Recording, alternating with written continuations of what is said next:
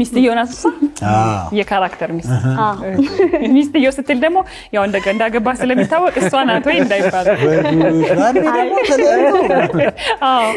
ከመቼው ከምን ይሆን ግን ባለቤትን ትመስላለች ሰላም ባይተው በጾታ ጭራሽ መገናኙ እኮ ነው ያገናኘች እንደ ገጸ ባህሪ ትንሽ ከአሁን እስከዛሬ ከሰራዋቸው በዛት አባት ባል ምናምን የመሆን እንትን አልነበረኝም አሁን ሆነሃል መስለሃል ባይለው እንደዛ እንትን አለውና ከነሱ ትንሽ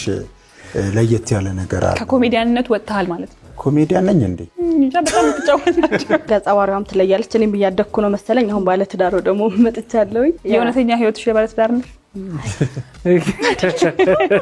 ካራክተሯ ከሌሎቹ የምትለየው ባለ ትዳር ናት ከዛ ደግሞ ሁሉም ስክሪፕት ላይ እንዳጋጣሚ ሆኖ ነው ተመሳሳይ ካራክተር ተጫውቻ አላቅም ይለያያሉ የፈጣሪ ያለን የሰራን ጊዜ 49 ነው ምናምን ሲኒማ ቤት ነበር እኛ የምናሳየው ነበር ማረሰው አሁን እንጃ 10 እንኳን 10 አይደርስም ተዘግቶ የሆነ ነገር ሆኖ ምናምን በምክንያት ቆሟልና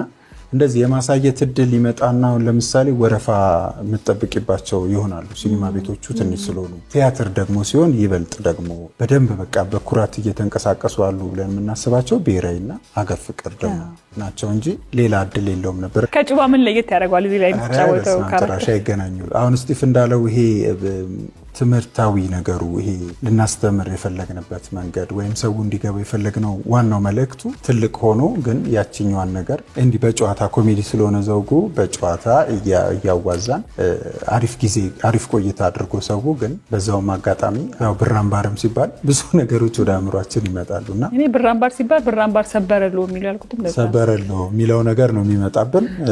ይሰበራል አይሰበርም ብራምባር እዛ ወይ የጃምባር ነው የግራምባር ነው እዛ መተው ሁሉም ሲያዩት ያቆታል ብለን ተስፋ እናደርጋለን